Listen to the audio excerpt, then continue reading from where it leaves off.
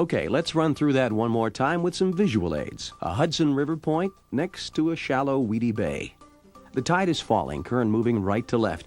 Bait fish are swept along past the point, and bass station themselves there. And we need to find these ambush spots. If you look close up, the old wooden pilings provide one terrific and visible at low tide ambush spot. Rocks and fall downs in 5 to 15 feet of water offer a great ambush spot that's not visible at all. And here's a current break or ambush spot that most fishermen don't even know about, where alluvial siltation over the years has created underwater points on points. Close up, these points on a point form often on the upstream or northern edge of the point. Look for them. When you look at one in cross-section, you see the current break, the ambush spot for bass. And bass always face into the current. After all, that's where lunch comes from.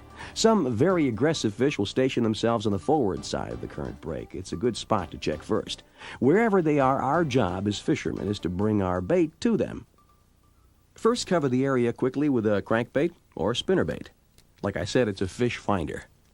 Because of the off-color water, white, chartreuse, and occasionally black are the best colors.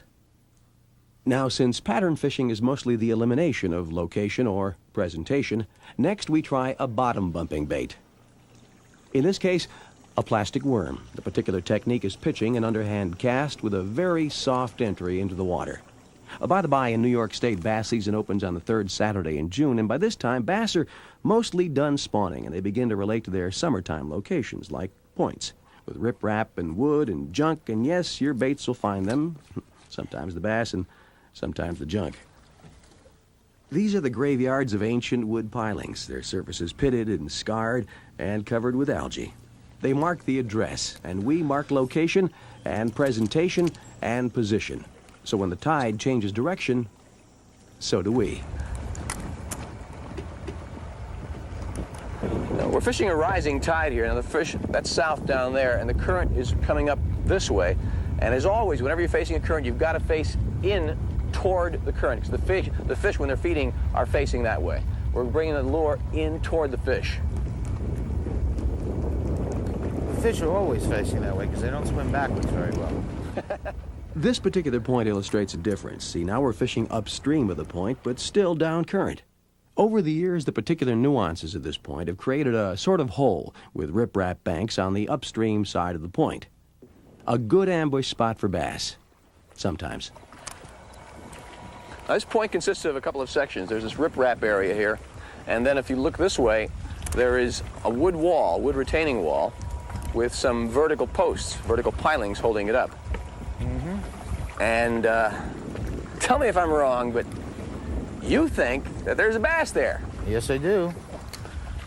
Tell you what, Michael, I'm going to back off a little bit. I'm going to let you fish that. I'm going to let you catch that bass.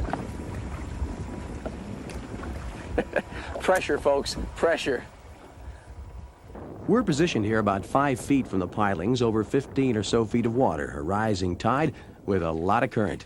This close, we pitch and we flip. And I've got a red shad paddle tail worm on a 3/8 ounce peg sinker. Mike's got a worm rigged and ready, but he's still flipping a jig.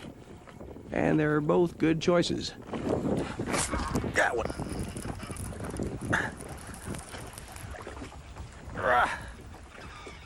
Whoa, that is some kind of fish. Whoa. Well, Michael, you were right. It was there. Oh, yeah. See, folks, there's plenty of reasons to find a good guide in the river, and this is one of them. And there's more where she came from, all summer long and on into the fall, on the River Hudson. So make it a date, and make it a point to fish points.